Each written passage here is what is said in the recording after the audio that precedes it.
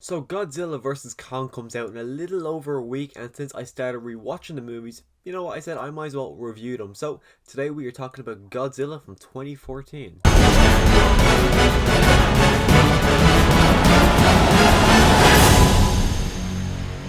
So my history with this franchise was that I was actually never really anticipating Godzilla when it first came out. I had no interest, if I'm honest, in Godzilla when it first originally came out, but then I went to see it with a couple of friends and I didn't like it. Really didn't like it. I think I didn't actually even rewatch it until Kong Skull Island came out, which I was actually really excited for. I've always been a fan of Kong, so I actually rewatched it in anticipation of Kong Skull Island. And after rewatching, I was like, why did I not like this movie? This movie is absolutely fantastic. Which this movie is. I think the approach this movie has to, instead of just constantly showing Godzilla, kind of treating Godzilla the same way they had Cloverfield from, I think it was 2009, I want to say.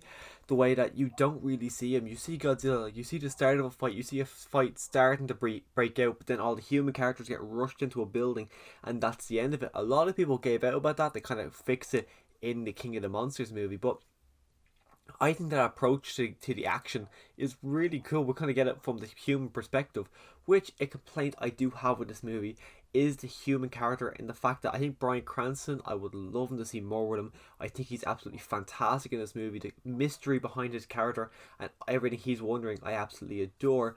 But the main lead is not even Bryan Cranston, even though they marketed it as Bryan Cranston as the lead. The main lead is Aaron Taylor Johnson, and I think he's incredibly dull, and his character feels like he's got no personality whatsoever.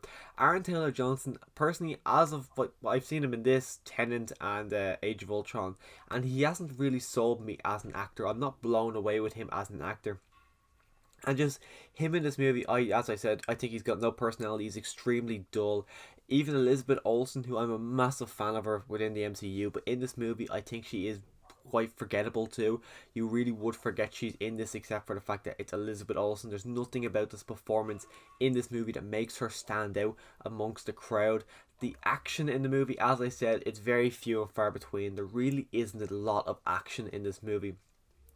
Like the big kind of battle at the end isn't amazing. It's probably the weakest in this franchise. I actually haven't watched Godzilla vs. Kong. I haven't rewatched that one yet, but as of right now, against Kong Skull Island, it is the weakest out of the two, but it's still pretty cool to see Godzilla kick some ass.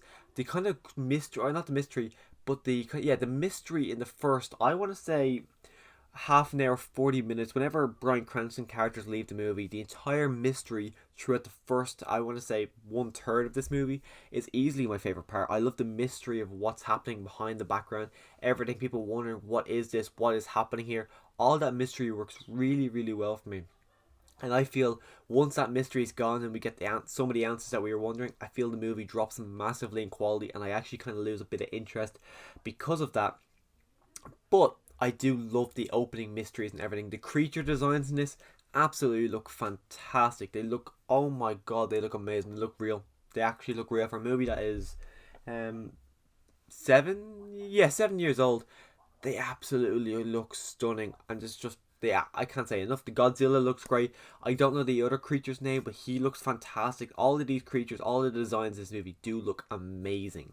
And one of the biggest complaints with this movie was with people was the fact that no one liked the human characters. They were all giving out that this movie is called Godzilla. We should be following Godzilla. And I get from a point of view, you do want to see more Godzilla in a Godzilla movie, but as I said, I love the way they filmed it, in the fact that they were following it like the Cloverfield Monster, the way that whole movie was shot, but without doing it as found footage.